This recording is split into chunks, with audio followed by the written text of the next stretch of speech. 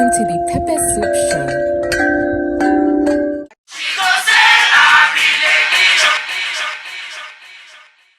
By 25 years old, I thought I had it all. Marriage, check. Baby, check. Degrees and career, check, check. By 35 years old, I was twice divorced and a single mother to 3 young children.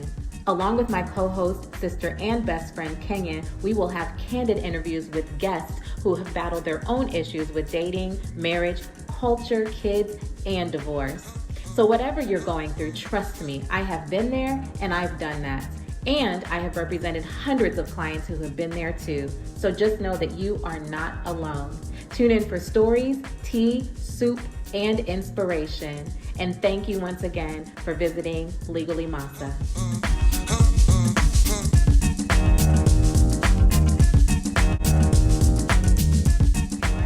So you know what's super interesting to me though? It's the way that you and Omari's dad are able to get along now. Y'all take this co-parenting thing to the next level, and let's be honest, first of all, you the homie, bro. But when y'all was together, that was a whole other situation. Oh, girl. That we haven't really gotten into. Not trying to blow up my spots. Like, not trying to blow up my situation. Keep the co-parenting in mind when you answer this question. I know. Because we're like, secret handshake and stuff, and we be like, woo, that was wild. Was it? Well, you were there. Honestly, I see a lot of the same patterns. Now, in my older, more mature years, I see a lot of the same patterns, and I know now that I repeated the same mistakes I made with him with the girl's father. It's also crazy to me that I have to say the girl's father and Omari's dad. Like, I can't believe that's my life. You're one of those. See my own situation. It is well. See my own state and condition. It is well. That I have to be like Omari's dad or my son's father and the girl's dad. What about when you hear the girl say Omari's dad? I know. Do you feel away? I do feel away. Because that's exactly what they call it. Because at first, remember homegirl tried to call him daddy and we were like, little sis. Sis? No. It's not your daddy. Omari calls him daddy because that's his actual dad. I don't know what he is to you, but he's not that. He's not that. I don't know what that definition is, but it's not daddy. It's not daddy. So now he's just Omari's dad. Omari's dad. And they really like him, which is nice. Because he's a great guy. Mm-hmm. You know what he was not great at? A great husband. He sucked. Horrible. Not the worst. Because you married the worst. I married the worst after I had married the bad. I went from the bad to the worst. Just like that. I went from the frying pan to the fire. Mm-hmm. So he was the frying pan of husbands. But we were young. Mm-hmm. So I mean, our situation now, looking back, because if I want people to give me grace for being out here in these streets, twice divorced with 3 girl's kids, dad and the boy's dad. I got it. You don't have to keep on repeating. Chill out. This is healing. We're healing. Okay. We don't want that to be triggering. Yeah, but you're triggering me right now. I hear myself. Relax. As I was saying before you shot me. What are sisters for? Well, not for triggering. Kind of are here for triggering.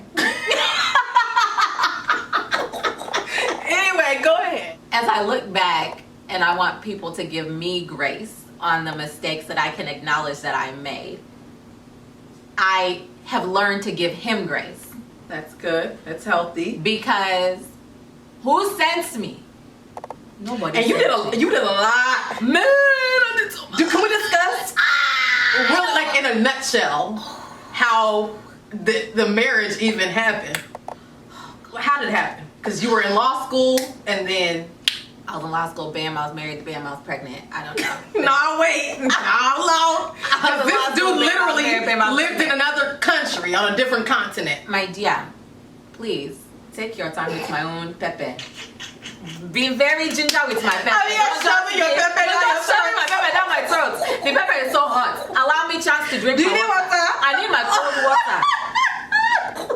Give me cold water, ba. Sorry, Take your sorry. So what had happened was, picture it, Sicily, 1936. So picture it, Freetown, Sierra Leone.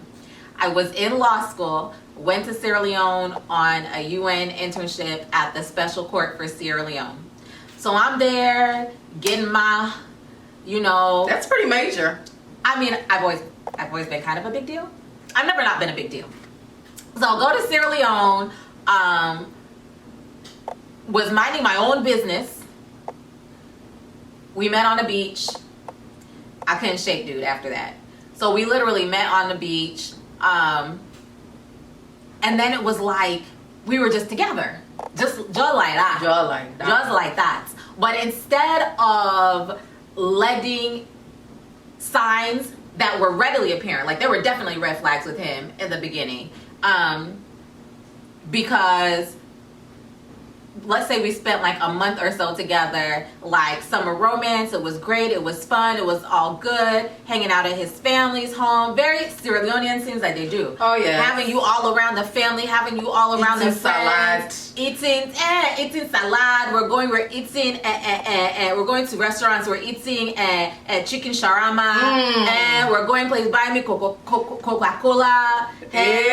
Buying me ginger beer. You were in the street. They were sharing coconuts. I'm telling you, just going and picking mangoes. Honey, Yay, fresh mangoes. I brought you one mango. Wow. So we good. We living a life, and then things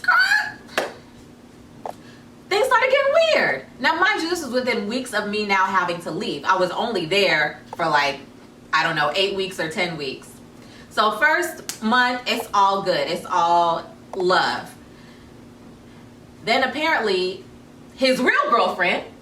Oh, you was the JC girlfriend. I was the JC girlfriend. JC, I had just come. You had just come. I had just come from America.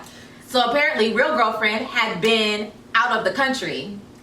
Very convenient. Very convenient. So real girlfriend apparently had been out of the country, and when she came back, then things started getting really shaky. But no, baby, it's not like that. We've been together for a long time, so people just expect us to be together, right? One of those, it is a thing. No, that's a Sierra Leonean thing. It's definitely a thing. That's a Sierra Leonean thing. So I actually took that for what it was, because the one thing I have never been is the other woman. That's the one thing I would never be. Even when I was in dating, I don't care if, certainly not with like a married man, but not even with somebody's boyfriend. I've never been the type of person to ever be interested in being the reason why somebody broke up.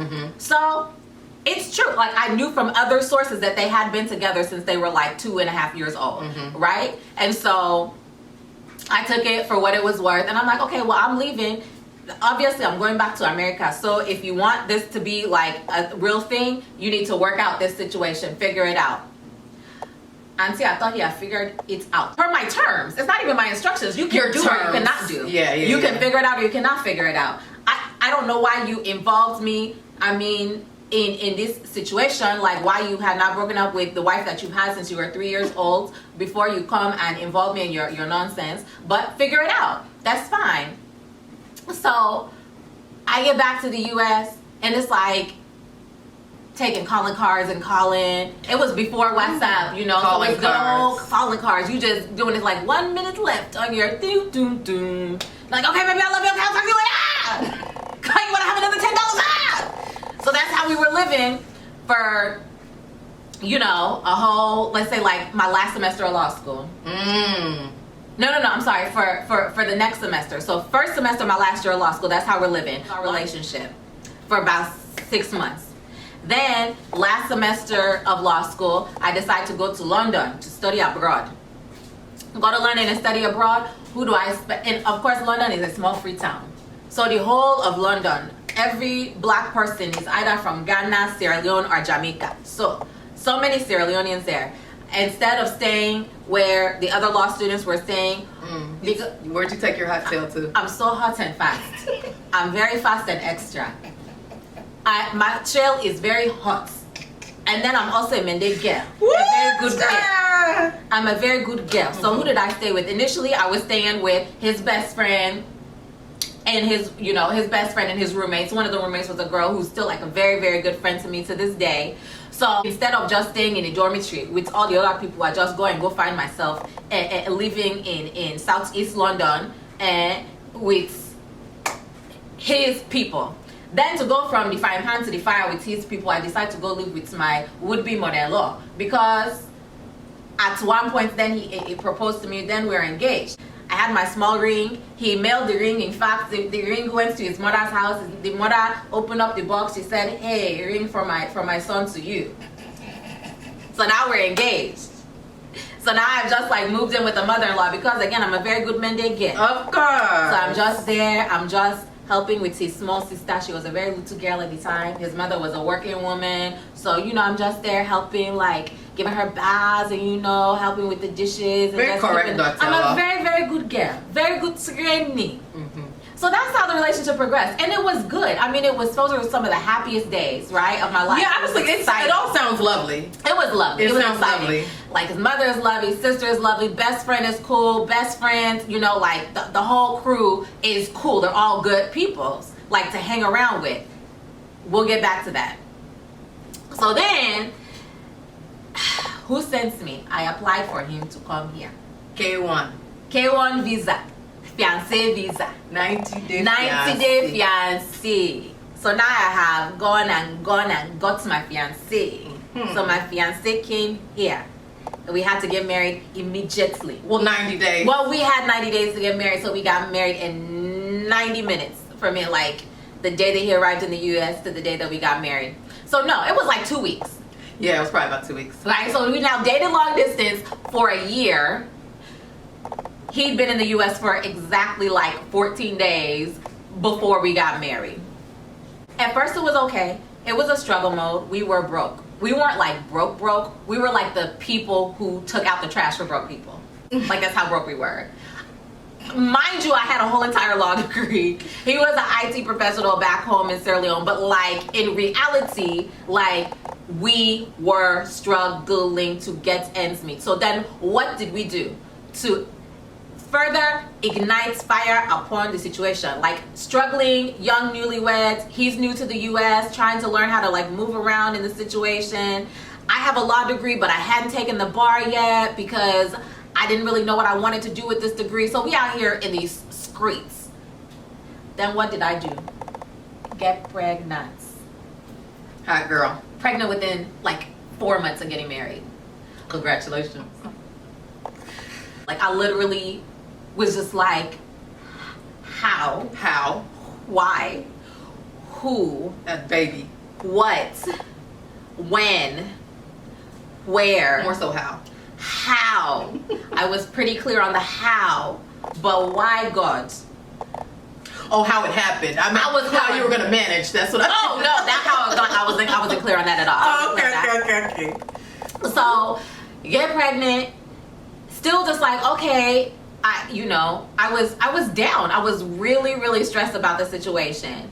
It was difficult. Like, those were really hard times. And what was more difficult was that to the outside world, everybody, even to this day, people were like, "You're so cute. You guys are so cute." Somebody, we had gotten an inbox on the Pepper Soup page about y'all are cute together. Who said that? It was our girl. She meant no harm. She meant no harm. Keep that to yourself, please. You don't know my situation. I don't need your compliments. I said, You want them? Oh God, I get so sick. y'all were, and not, you guys weren't just cute together. Y'all were the fun couple. First of all, let's back it up. Well, we're not backing it up because y'all had the white wedding. You had your little church wedding because you had 90 days to make that happen. And so we did it in 14 because I like to make things extra stressful on myself. Yes. So you had 90 days, so you had your little wedding. We had a little but wedding in then church. how long after that? Because, okay, Omari was born by the time y'all had y'all. It was a Wedding, year wedding. later. It was a year later. So we But had, wait, I haven't even made my point yet. oh what? What was the point? Y'all didn't just look cute together. Y'all were a lit couple. We were. So like that wedding, first of all, that wedding to this day, people are still talking about that wedding. That wedding was so lit. Like, it was so fun. The vibes were all there. There were hundreds of people there. Hundreds and hundreds and hundreds of people. we actually were the last African couple. After that wedding, that venue were like, nah, no more African weddings here. No more African weddings. So yeah, it wasn't just Like, that y'all were cute literally- together. Y'all were fun together. Which I'm sure like there's a lot of pressure to be like the super fun couple, but It was. like inside the relationship, you're like, It was. Something is not right. So like that was so yeah, so Omari was 1 year old when we had the big wedding. And man, that wedding was so much fun, it was a blur. Like it was so much fun. It was like a party that I actually have never topped. Like that level of party in my life. Like I've never topped that level of like litness. In hindsight, I've now learned that there were at least 2 of his girlfriends at the wedding. wow. That's what then say. Me I don't know. Now so then see. Now so then say. Me I don't know. The guy go deny say. Of course, why not? I mean, he go deny say. Because it's only alleged. It's only alleged. But the girls, if you were there, me I know. From me to you, I've heard. I hope you drank and ate your full. And I also Your fill. hope your own situation is on fire. I hope God has punished you. I hope God has sweared your marriage. I hope God has thunder fired you. Because what would I don't understand that personality hope type. You've never find To dress up, prosperity. put on your high heel, and then enter your boyfriend's wedding. I hope you never find prosperity. Where he's there making vows to someone else. I hope you never have peace of mind. That's a different type of lady. I hope your own husband. Are you done? I hope your own husband, the way he will treat you, you will never forget what you did to me. Anyway, God day. Dear God. Anyways, just alleged. So, but the wedding itself was so much fun. So, but before the wedding, mind you, at this point, when we got married, Omari was 1. We got married 2 years after we got married. 2007 is when you got married. That's all I know. Oh, really? You're right. Because I was in DC doing an internship. That's so funny. Yes, because we actually got married in 2005. Okay, so thank you for clearing up my timeline. Time heals old wounds, so everything is like a blur. All right, so anyway, the year before, 2006, ciao. Now we in struggle mode. He came here, promptly got in school so he could have a US degree to continue his IT. So he's in school, we're struggling. I remember it was a struggle to even get him enrolled in school because of immigration stuff or what have you. So he goes to go sit his first final, like his very first final exam. And I'm just like, babe, we made it. Like we are like, I'm so proud of him. I'm so happy. Finally, everything is falling into place. Like we have this baby that's due any day now, but like, look at God. Now you're sitting for your final exams. Like this is the American dream come true. So I sent him off to go take his exams. For whatever reason, I was working from home that day. And I'm not really even clear why I was working from home that day. But I was. Go into, because I think I had been having like contractions. Not even contractions, but I just wasn't comfortable. Because I was 8 months pregnant. So I sit down at the computer to do some work on my own emails. But his emails were up because it was 2005 or 2006, so it was a desktop. His emails are up. I didn't think anything of it. I go close his email. They weren't just up, they were open. Like there was an open email. And I'm like, what is this? What is this? What is this thing again? So I'm reading the email. It's like I have to like rub my eyes, open my eyes again, read the email. It's just like to this girl in Ghana. Like, oh baby, you're so beautiful. The most beautiful person I've ever seen. My God, so gorgeous, so shiny, so magical. Hey. Like just, oh my God, now they get sweet smarts. Like on and on and on and on about how gorgeous this girl is. Mind you, You're big and pregnant. am 375 pounds of belly. Like my nose went from The here to last here. thing you want to see is your husband calling somebody else the most beautiful woman Yes, you've ever seen. I wasn't like first trimester pregnant or second trimester You was pregnant. when it got past cute. I'm like, it's not cute. People are not complimenting you anymore. At 8.5 months, People are saying, people are "Oh, literally like, honey. ooh, you do any day now, huh? Ooh, girl, hang in girl." there. I'm at the ooh, hang in there phase. So I'm at the ooh, hang in there phase, and this girl, I remember she had on like a white dress. Like what he was commenting on was this girl in this white dress. I'll never forget it. And it was on maybe MySpace. I mean, again, we're talking High about High Oh my God, it was high five. Let you. High five was a thing. It was high five. That's where the Africans were at for a minute. It was high five. It was high five. So it wasn't just her. So I didn't even know it was high five, but it sounds like some no, high five it was type high five. stuff. It was high five. Oh my gosh. So after I would see hers, I open up other messages. So now I'm just like looking like, no, this is not, no, I'm sorry, let me back it up to her. So this is main baby, although she's in Ghana. Main baby knows enough to know that he's taken a daggone exam. Oh, she's wishing him good luck on his exam. Good luck. Good luck, baby. Oni, good luck today on your Good exam. luck. Because she's Ghanaian. Yes, good luck. Good luck. Okay, sorry. On his exam, I was sick. Stomach starts hurting. At this point now, stomach is hurting. Streets. So now I'm just sitting here like this, reading the rest of these high five messages. High five. One after one after one. You talk about codes in different area codes. I would just like to know that this was supposed to be a nutshell story. Oh, this is a nutshell It story. really was, but we can go ahead. The thing is, it's too much. That's It's why I don't hard want to to be talk in about that it when we shell. already we passed this or whatever. But the bottom line is, look it up. That was main baby because main baby knew enough to know that he was sitting in exam. So you guys are obviously having serious intimate. And there's other babies. Accra, oh, Freetown, oh, London, oh. Of course, the D, the M, the V, oh. Of course. Of course, Toronto. Of course, also back inside Chicago. Chicago, London, Toronto, Accra. In different area codes. Area codes. Hoes. Hoes. All over the place. So then I went into labor. And then you went into like you literally went into labor. Then I went into labor. So going to labor, I'm laboring in our little apartment by myself. I go to the school. I'm driving erratically. In labor. In You're labor. Crazy. Driving erratically to the school because we only had one vehicle because hashtag broke. Poor.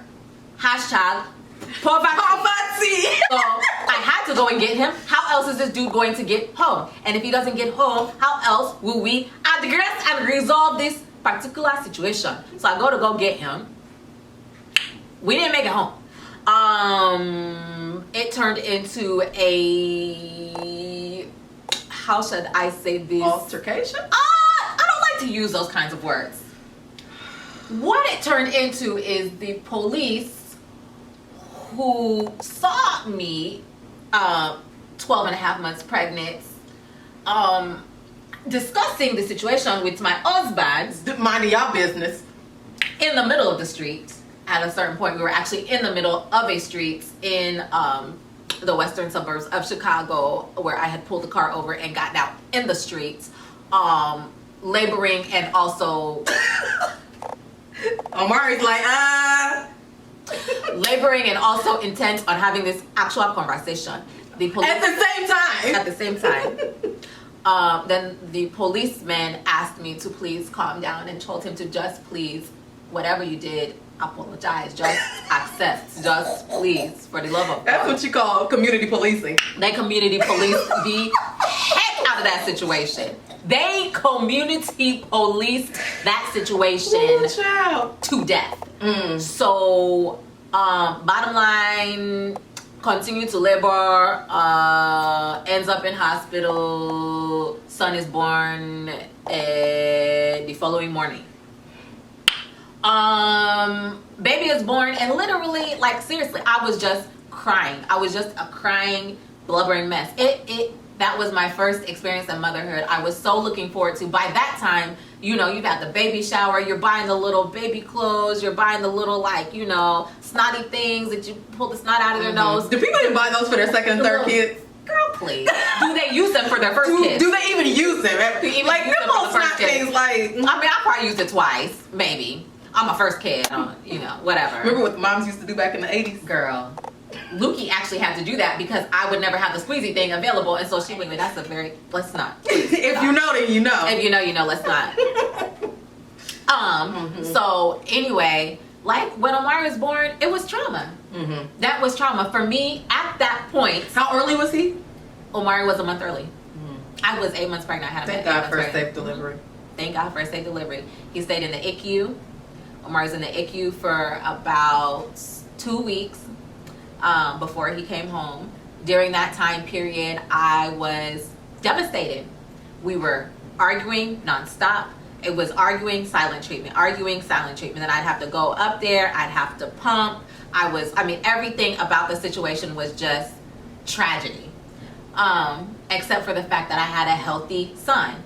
And I've never bounced back from that. You know, it marred my entry into motherhood in a way. Which is like a society. They say motherhood is a society. Yeah. And that was your initiation. That was my initiation into motherhood, and it was heartbreaking for me.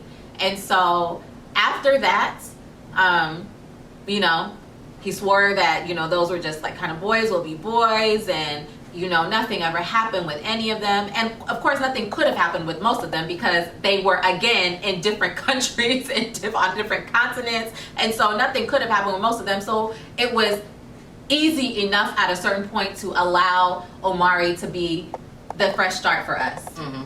Except, unfortunately, as time went on, what is a cell phone? I found 2 different cell phones. You were actually not just finding stuff in cell phone, you were finding actual cell phone. Oh no, I mean the actual mobile phone. An actual mobile phone. So we were poor, so maybe at that time we was on, what did poor people on? T-Mobile? Sprint. Sprint. We were on Sprint. Yeah. I'm actually finding AT&T. No offense, but we were absolutely on Sprint. That's and we're not right. on Sprint anymore. Obviously. Won't he do it? Yeah. I've upgraded my life. So at that time, we were on Sprint, right? So I'm finding actual like T-Mobile. I'm finding the like drug dealer like tracker phones. The The trap phones. So twice I found 2 phones, like an AT&T phone and like a freaking T-Mobile phone, and maybe like another time it was like a trap phone. So it and literally AT&T just phone. sounds like my guy was just not ready to be married, didn't want to be married, uninterested, but like not so much like didn't want to be married. Probably very much wanted to be married. Maybe wanted to be married. Wanted to be married to me, and very much wanted to be with Omari. Oh, for sure. Very, very much wanted to be Omari, and also I'm a cool person. Like it's hard not to like me, and as a wife, like I was very much. Even though at that point now I had got my life together, Omari was 3 months old when I started working as a state's attorney. Mm-hmm. So not full poverty.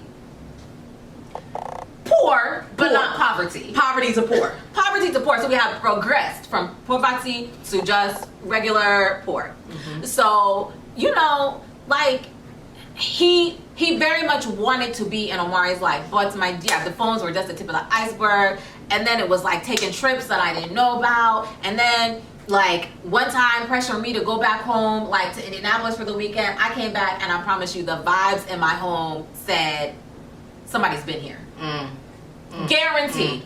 Guaranteed. I think that's what some people don't realize. I don't want to say it's something that men don't realize, something that people don't realize is sometimes you don't have to be told something to know. That's it.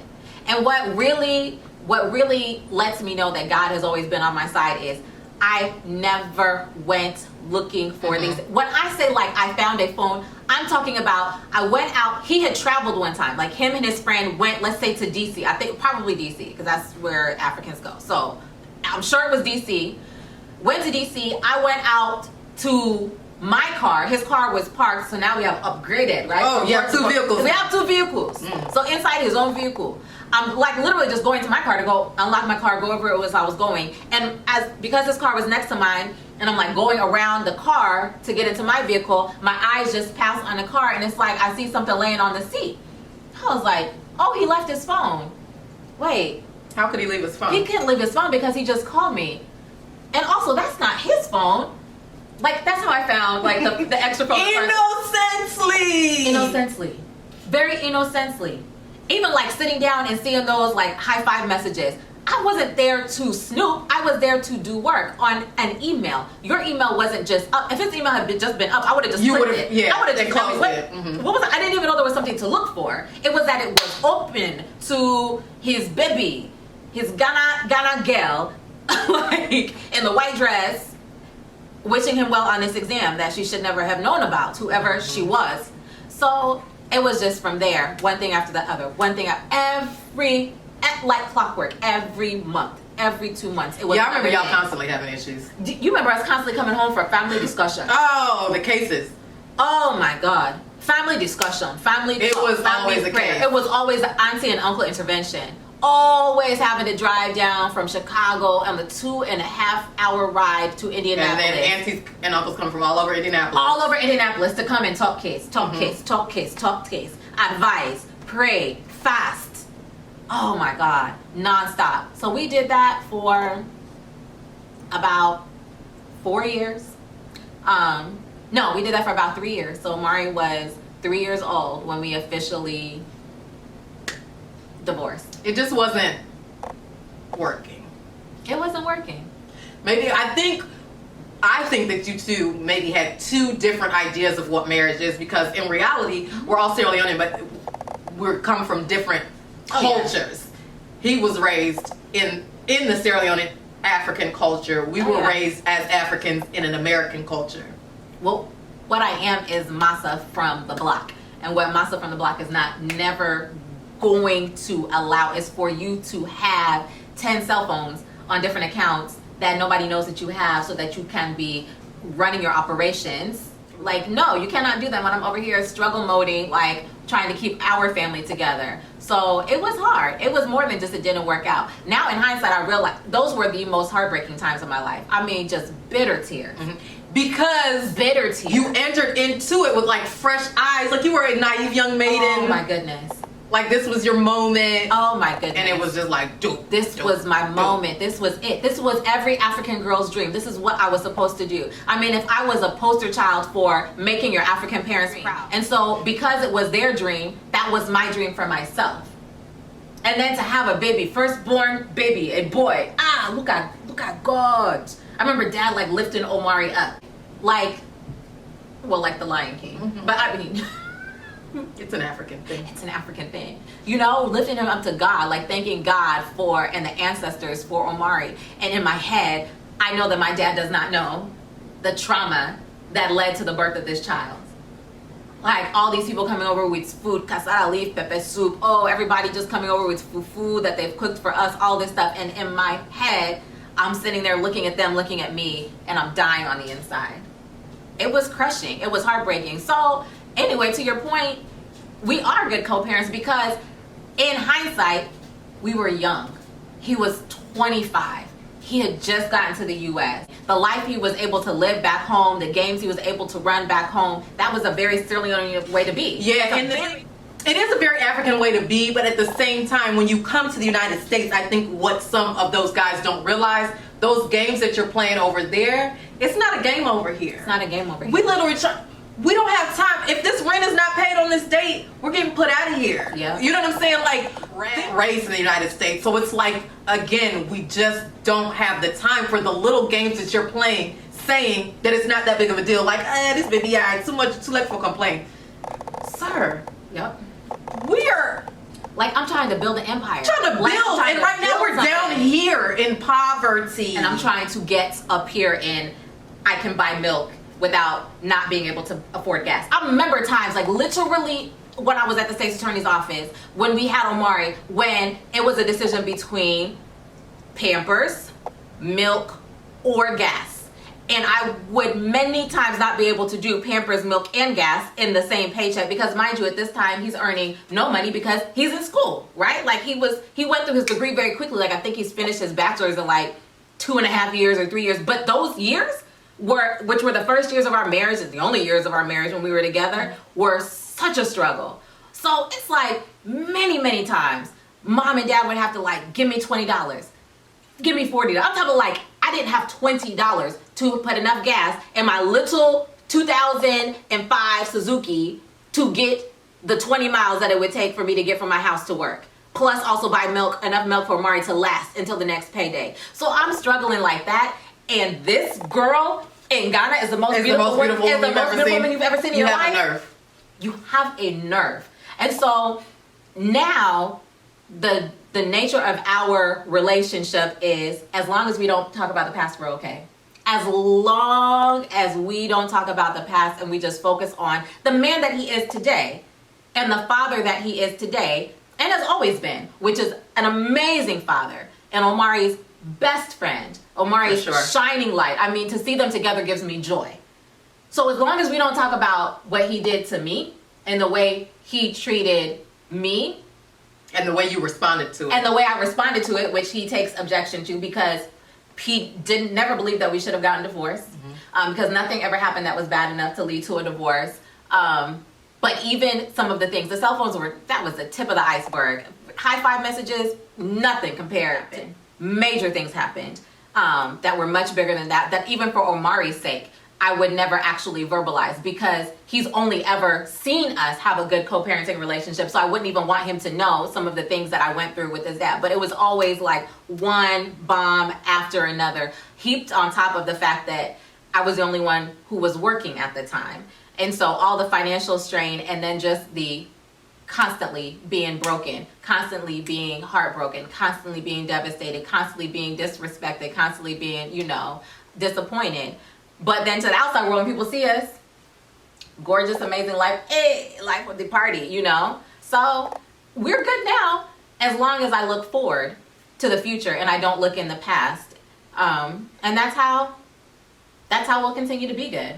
So I thank God. God. So what's your latest with Omari now? Because Omari was like 3 then, and now he's... Omari was 3 then. 13. So...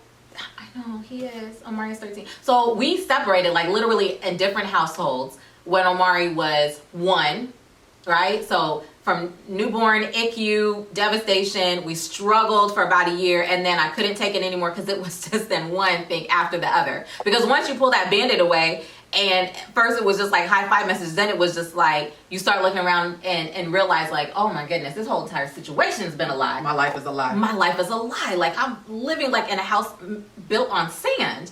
And so it was major thing after major thing after major thing. My God, this one call to London, I can't even go into that devastation.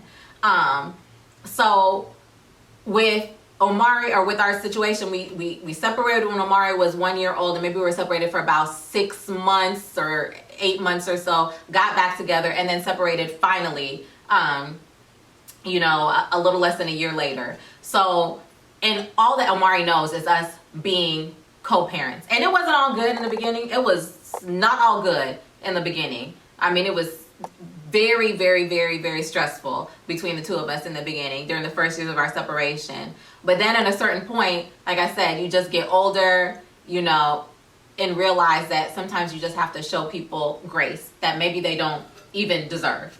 And then recognize that I was dealing with my own traumas, but for him to treat me that way, for him to blow up a good situation that way, meant that he had his own traumas that he also was working through. Things that in Sierra Leone seem so normal, it's just okay to live that way. But a lot of that is actually just trauma perpetuated, generational traumas perpetuated. So at a certain point, we got to the point where Omari was spending more time with him, more and more time, more consistently. And Omari turned about 11 when he started asking me for Omari to just let Omari live with me. He's getting older now. Let him live with me. Really appreciated the father that he was. Seeing how he had stepped up over the years for Omari, I really truly appreciated that because I had a stark contrast in the girl's father. So he asked for about a year, and then eventually when Omari was 12 years old, we decided that Omari would go and live with him. And it was the best decision I could have ever made. The best decision I could have ever made. I struggled with that. What will people think? People will think already I'm divorced, I have these kids, and now I have my son is living with his dad. He's not even living with me. What kind of mother will people think that I am? Best decision I could have ever made. It's just cool. Omari's been here since the shutdown, since March, right? So Omari's been in Texas since March. He's been down here multiple times. Of course, he'll stay at the house. So it's just a lot of family time together. But even in the rough days, I was aware enough that I did not want Omari when we were supposed to be together, times of the year when families are together and important dates when families are together. I never wanted Omari to notice the difference and the lack in not having two parents in the same household. So even when things were tough, we would always take like family pictures together. We would always do joint birthdays. It eventually turned into real co-parenting and not just coexistence. So sending Omari to live with him is the best thing ever. They're so happy, and it makes me happy to watch how close they are. It makes me happy that we both have open door policies, so we just kind of come and go. It's an easy ebb and flow situation, despite the fact that he lives, you know, in Chicago and I live in Houston. It's a very fluid situation because I, you know, obviously spend so much time in Chicago for work. So God is good, but Lord, what he took me through, I wish I could tell it, but So, if you yeah. were there, you were there, and I was God, there. God has brought us through. It was a lot. It was more than a lot. Every day. Come on. Every day, one thing after the other, after the other, after the. I mean, it was to the point where, like, literally, at a certain point, the aunties and uncles stopped coming. Like, the crowd just gets smaller and smaller. So then at the end, it's just the foolish uncles, right? At first, it was the sober uncles. At first, it was the sober uncles, the sober aunties, the sober like serious married couples were the ones that were coming. You know, at the end, it was just those riffraff uncles. Those nonsense uncles were the only ones. The ones you've never even seen with the wife. The ones Uncle, I don't even know who your wife is. You're always here at these functions with your Tupperware, your takeaway. Nobody even knows who you're married to, and you're the uncle that they call to come and talk to this silly guy about marriage and about how to treat me. You got your own life. 60 years old, you're still walking into functions with Tupperware. The shade. Anyway. Uncle, Tupperware party. Anyway, we just wanted, because we're about to get into this positive co-parenting episode, and we just wanted to give a little bit of a background, because people are like, now how did, and if they get along, so what? So we just want to give you a little background. It wasn't always all good. We get along because we don't talk about it. And that's fine with Which is me. totally fine. Yeah, like, why do we need to continue to talk about it? We don't need to continue to talk about it. We can agree to disagree, and we do. You definitely agree to disagree. Oh, we agree to disagree. And that works just fine. Perfectly well. Like it never happened. Like, what never happened? We look forward, well, to her telling me that she was pregnant. And cut. All right, Yoms. Masa has a very traditionally African parenting style. So, Yomi, what would you say that your parenting style is? I'm very relaxed, but passively strict. Right. I'm not like, hey, come here, do this. Where's your homework? No, we talk about stuff. I'm cool. I'm the cool dad. Are you? Period. But then He might be the cool dad. Oh, What? he's a cool dad. The I'm cool the cool parent. dad. He's a cool dad. Cool parent, Cool dad. but we get things done. And he knows my expectations, so that's it. Fair enough. If I don't think you're a cool dad, you're the coolest dad. Cool as that. So cool. Okay, Zaddy. I don't even know what Zaddy means. That's another thing. I don't know if you want to call him Zaddy. Oh, is Zaddy? What is Zaddy? Zaddy that's more personal between y'all. Oh, no, that's not what I meant. One of Delete. my kids. Delete. What's up for you, my kids? Eh. Okay, moving forward. Please, Titty All right, let's play a little game. Okay, I'll give you a fan. Okay. And when the answer is you hold up your fan, okay? Okay. All right, Yoms? Okay. Cool. Boom. Are we closing our eyes? Are we open? You close your eyes, because I don't want you to influence each other. Okay. All right, Yomi, close your eyes. Who is the strict parent? Okay. Who is the cool parent? Who does my nephew love the most? Who does Amari love the most? All right. Who does Amari act like the most? Neither one of us. What do you My mean? dad. How? He That's acts nice, like Dad. no. He acts like Papa. What do you mean? He acts like Papa. No, he acts like No, me. Omari does not act like you. Go Omari ask him. acts like you. You want us to call him? Yomi, are you serious? I can call him. Just like Yummy. objectively speaking. Yummy. Objectively speaking. Omari is serious. Omari very quiet. Omari very bookish. Omari is very nerdy. Omari is very political analyst. He's a political First of all- agitator. Those are all traits I possess. Omari is, Yummy. Are you serious? Can we You call think him? Omari? No, we don't need to call him. We have eyeballs. You guys, we weren't done with the questions. How can you say that Omari acts like you? Me. Literally, the seriousness, Okay. the bookishness. Who does Omari look like the most? Obviously, me. Yes, La raised me. Me. And lastly, who has a picture of Omari in their wallet? Woo! Well, first of all, who carries wallets in this year of our Lord 2020? Who loves their son and carries his Not lie. image in their wallet? Not lie. Not lie. Not lie. Not lie. Not lie. Let's see the image. That is let's not see the- Omari. Not Omari let's Dandi. see the photo of Not Omari Omari. Dandi. It Not Omari looks- Dandi. it Don't looks say that like because we Omari. were on our streets. Oh! Case don't wham. Aw, I love that picture. That was at JCPenney, I think. Wow. It's cute. Thank That's because Wow. Yomi has one kid. So What that's does his that matter? goal. Oh, so you've run out of room in your wallet. See? Thank you. Anyway, so let's give an encouraging word to people out there who are looking at you like, What? Y'all got a kid? Y'all got divorced and y'all up here doing a show? Like it's sweet? what do you have to say to those people? You can go first. No. I feel like it's different for every situation, but I think for us, we were bent on having a normal kid, a happy kid. So over time, we were able to find a way to make it work. So we're able to co-parent like we do now. So Yeah. So you put the kid first, basically. we did. That's it. I completely agree. And I can't hit my mother of my child, so I gotta keep it going. Also, I'm like amazing and fabulous. So what's there to hate? But no, in all seriousness, there was a time when we would never be able to talk like this. Like we would never be joking. I would never be laughing at his like silly jokes. But they were cute, right?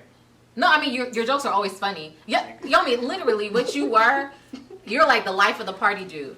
Thank you. Getting married to the life of the party dude, Well, now there you mess up. that's where I made my mistake.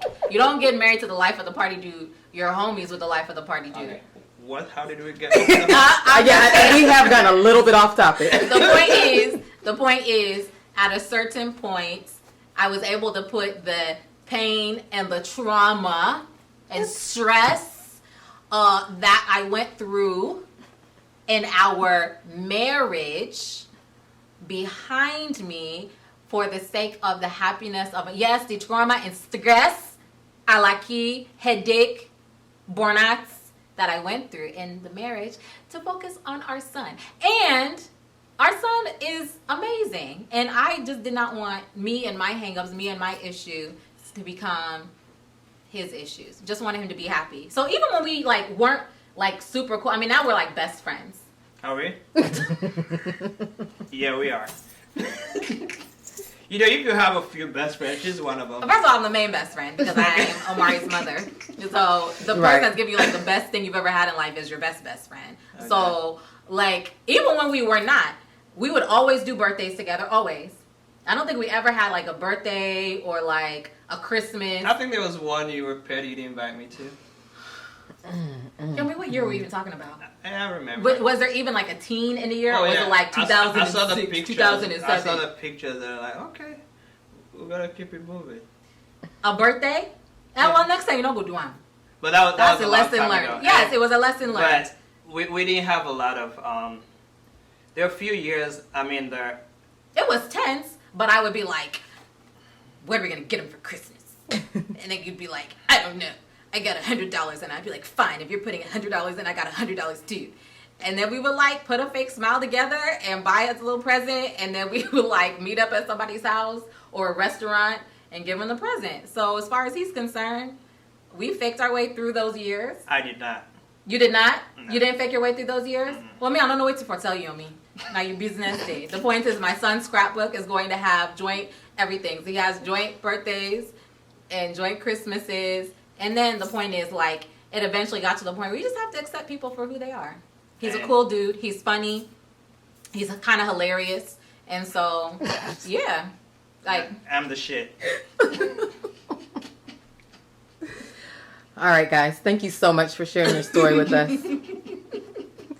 high five. Good job with Omari.